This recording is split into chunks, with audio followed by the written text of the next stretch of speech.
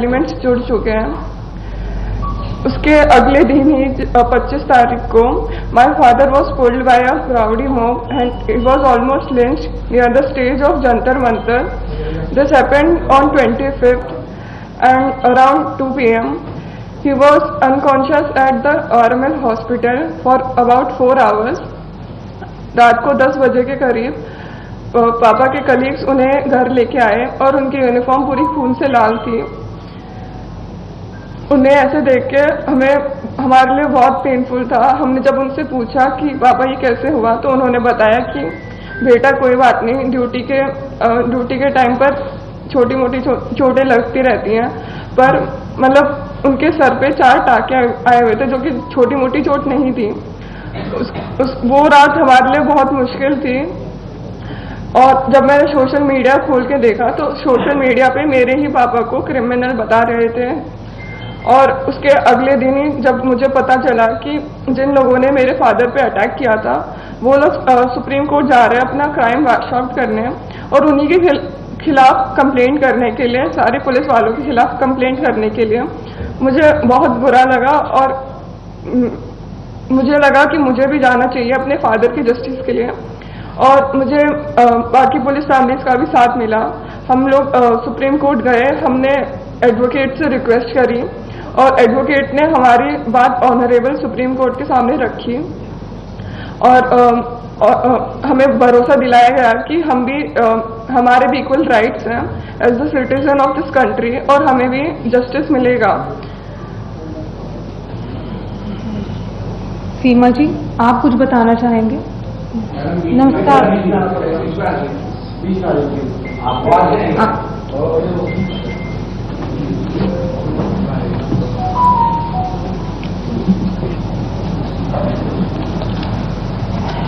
नमस्कार, मेरा नाम सीमा है। मेरे पति दिल्ली पुलिस में ASI हैं। वो 33 साल की, जो मेरे पति दिल्ली पुलिस में एज ए कांस्टेबल उन्होंने पुलिस फोर्स ज्वाइन की और उसके बाद वो अब तक 33 साल की जॉब करते हुए एक ASI के पद पर हैं। जंतर मंतर के प्रोटेस्ट के दौरान उन्हें भी अपनी ड्यूटी दी गई थी। प्रोटेस्ट को उन्हें भी पीसफुली कंडक्ट कराना था। वो अपनी ड्यूटीज पूरी मुस्तैदी के साथ निभा रहे थे। 20 जुलाई को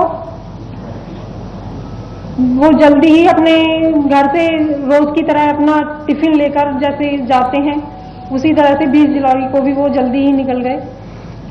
और उन्होंने जब 11 बजे के आसपास मेरी उनसे बातें हुई तो उन्होंने फोन पर बताया कि आज जंतर मंतर पर भीड़ कुछ ज्यादा है और प्रोटेस्टर जो हैं वो संसद मार्च के लिए जा रहे हैं, जो कि वीडियो क्लिप में भी दिखाया गया है।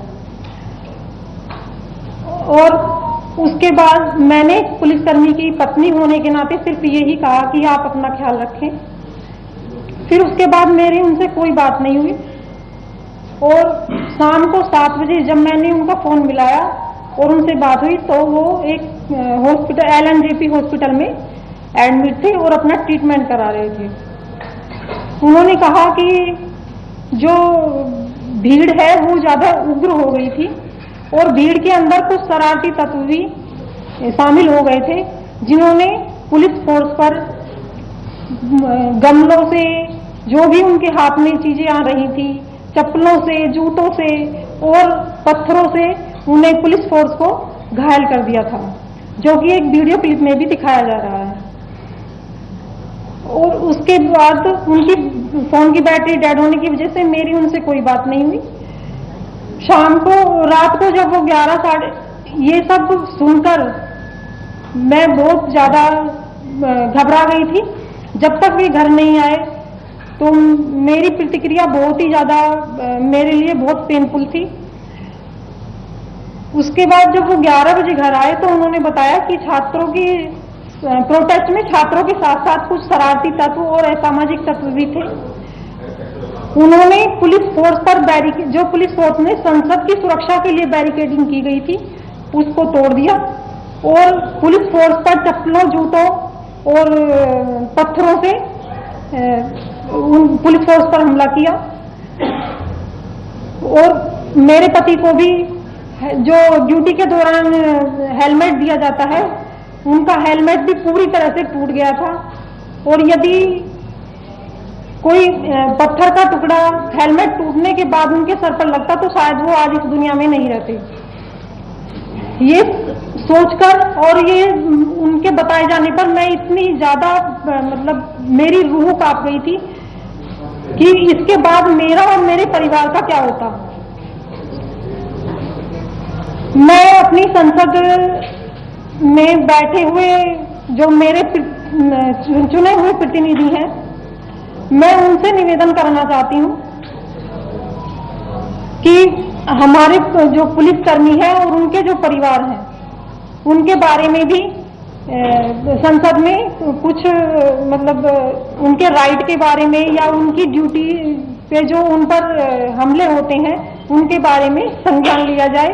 मेरे प्रतिनिधि इस चीज के लिए जो संसद में चुने हुए हैं वो संज्ञान लें और उनके मुद्दे भी उठाया जाए, क्योंकि 20 तारीख के बाद से आज तक यही नैरेटिव चलाया जा रहा है कि जो छात्र थे, जो छात्रों का प्रोटेस्ट था, उसको कि पुलिस के द्वारा बर्बरता से छात्रों को पीटा गया।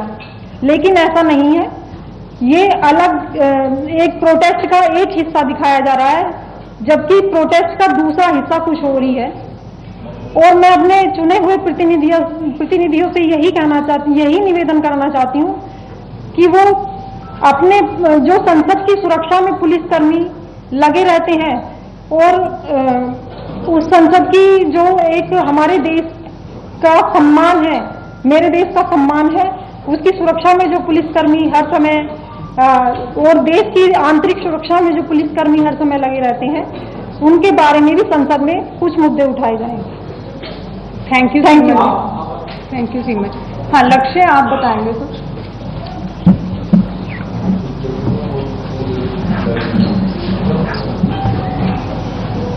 हेलो, मेरा नाम लक्ष्य सिंह बिष्ट है। मेरे पापा एसीपी है, जिन्होंने अपने पूरे करियर में 4 गारंटी हासिल करे हैं।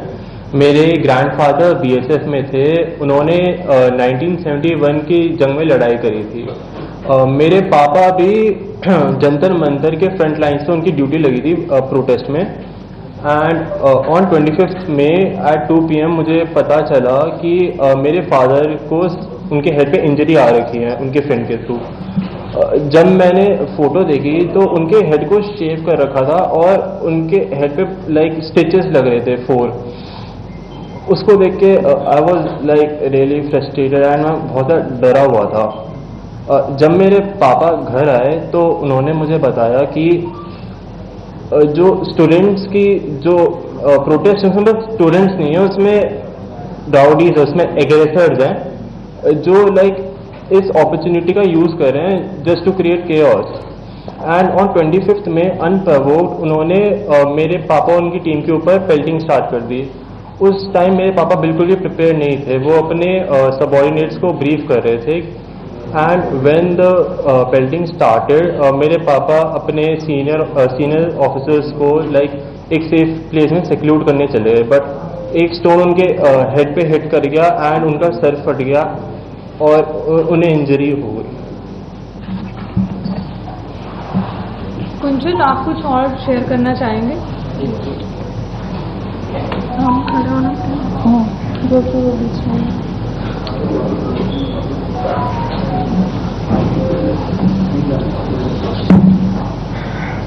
मुझे ये बोलना था कि पुलिस वाले भी समाज का हिस्सा है।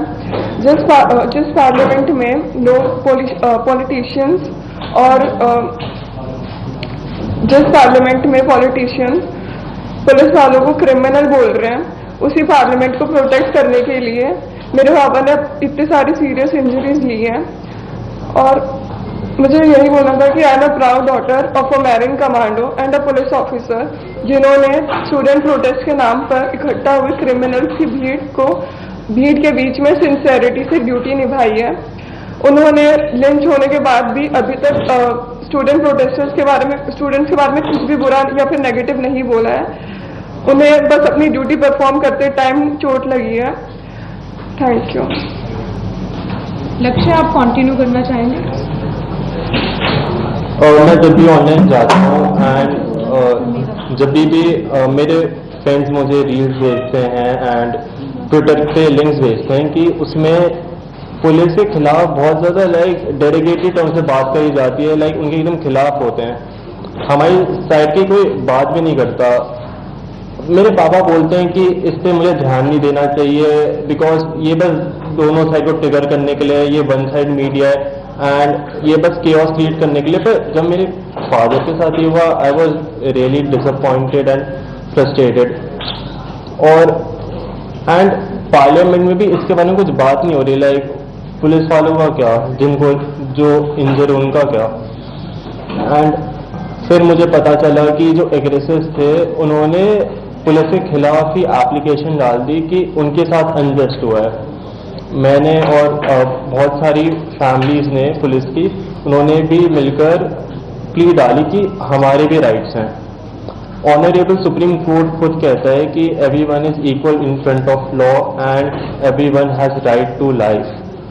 मेरे फादर यहाँ पे नहीं है because due to his rules of duty, और बट हम यहाँ पर टू रिप्रेजेंट द फैमिलीज जिनके स्पाउस या जिनके फादर इंजर हुए। जंतर मंदिर में जो प्रोटेस्ट था वो स्टूडेंट प्रोटेस्ट था, पर उसमें बस स्टूडेंट्स नहीं थे, उसमें राउडीज थे, उसमें गुंडे थे जो इस अपॉर्चुनिटी का यूज करे थे टू क्रिएट केओस और पुलिस वालों को इंजर करने के लिए, उन्हें हर्ट करने के लिए। मैं एक स्टूडेंट हूँ और मुझे पता है कि मेरे पापा जो एक पुलिस ऑफिसर है वो किसी ऐसे स्टूडेंट को हर्ट नहीं करेंगे, वो एक स्टूडेंट की केयर करेंगे and my father didn't deserve this. Thank you.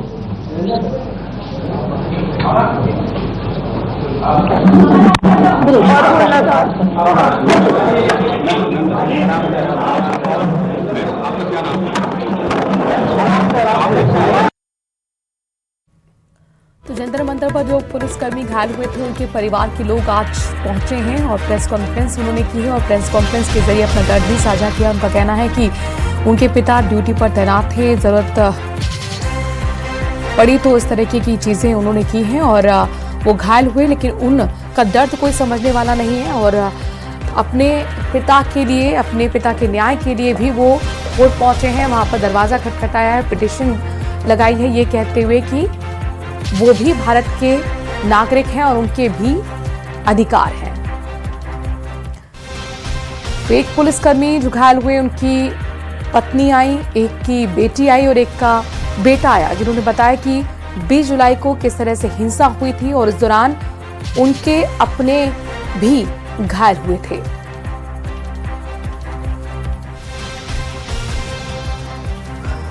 तो घायल एसआई की पत्नी का कहना था कि उनके पति को पूरी तरह से पीटा गया, मारा गया, उन पर हमला किया गया कुछ एग्रेसिव और अराजक तत्वों ने। और एक पुलिसकर्मी, उनकी बेटी आई, उन्होंने बताया कि किस तरीके से वहां पर जो प्रोटेस्ट था वो असल में सिर्फ विद्यार्थियों का नहीं रह गया था, बल्कि इसमें कई ऐसे एलिमेंट्स जुड़ गए थे जो वहां पर अराजकता फैला रहे थे और उसी का शिकार उनके पिता भी हुए।